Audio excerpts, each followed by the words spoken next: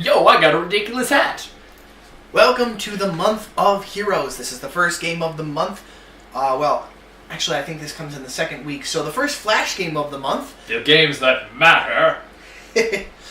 I could not tell you what the games he's playing this month are. Help the Hero. The Thanks Mom for Making Us Pack a Lot of Stuff in Weird Ways game.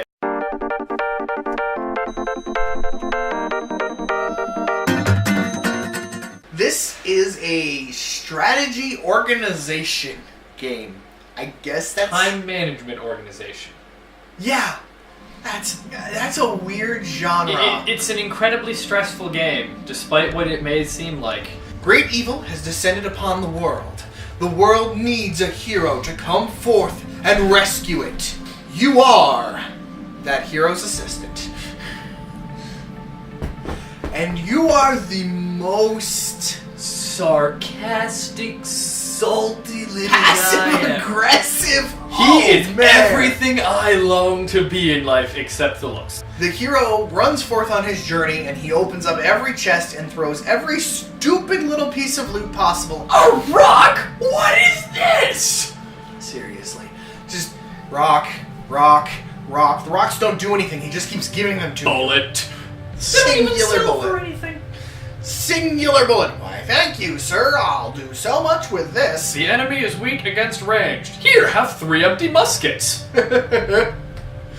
It's what you brought back. You didn't pick up a single bullet, sir, but you brought back muskets. Which somehow still increase my range power, even though none of them are loaded. It's the dumbest thing in the world. You'll bring back 3 muskets and 6 arrows. The arrows do not increase anything without a bow.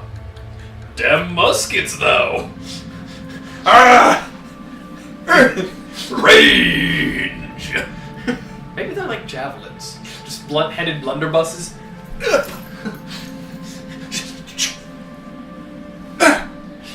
I mean, I think my favorite one was when I managed to have a fully loaded slingshot, which did more than a musket with 1 bullet. Yep. Yeah, I feel like that 1 bullet might do more than 12 rocks to the face, but there are 4 types of gear that you can pick up, or stats that they affect. There's armor, 6. Which will affect health. 4. 6. Go 3 or 4 and I'll explain after. Okay. There's 2 other types of gear you can pick up. Yes. You said gear, not stats. 4 stats. Yes. With a type of gear for each. There's armor, which will consist of chest plates, helmets, and greaves. There's braces. Greaves are legs. Yeah. Then there's magic, where it's little magic potion, big magic potion, huge magic potion. 2 huge magic potions, and you have overmatched magic. Yes. Sell all the rest. You have definitely didn't win range, which we spent a while discussing, and you have melee, which is swords. There's all kinds of swords, axes, daggers, knives, whatever they feel like that fits an annoying shape that you didn't want to have to fill. Yes.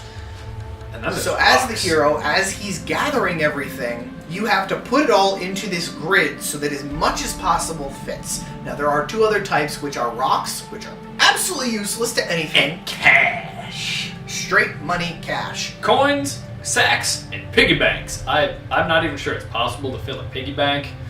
Never have. So after every time I got close was like the last level where I had run out of stuff to buy 2 levels before. Yeah.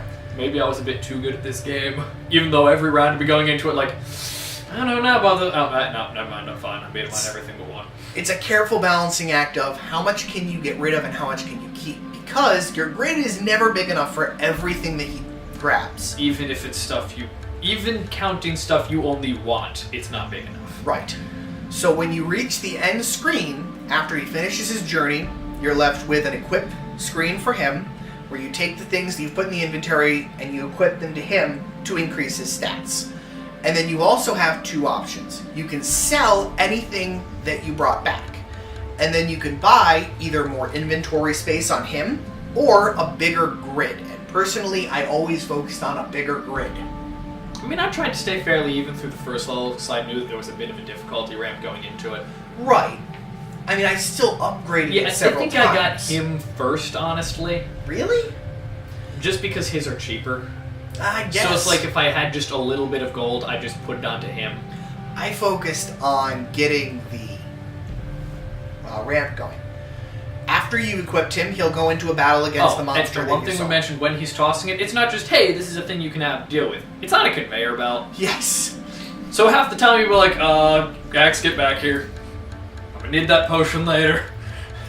Why can't I fit this katana next to the musket with all these bullets in the way? Axe, get back here. So you're just desperately trying to keep things on the conveyor belt and shuffle them around while you're shuffling the inventory. It's and actually then it randomly a lot of fun. lags in the middle of you trying to turn an item because the hero also threw 2 things you didn't want at you. Yeah. After you've equipped him and you've moved on from that screen, the hero will fight an enemy. Something like this. Ready?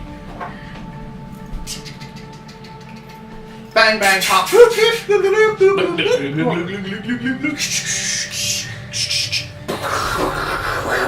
just hear the noises associated with whichever stat they're going into. And here's the real question about this game, though.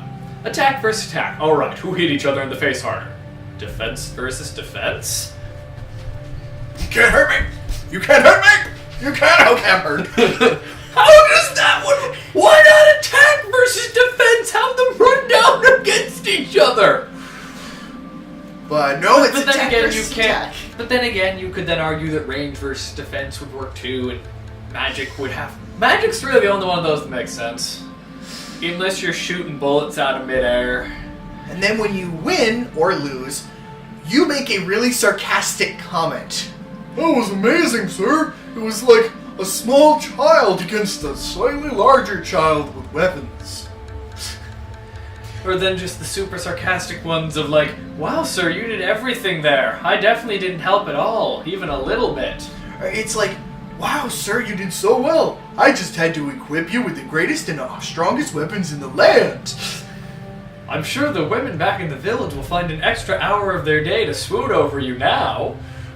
He is so sarcastic and it all goes right over the hero's head. Also, can we mention the hero's name, Count Thrashwood?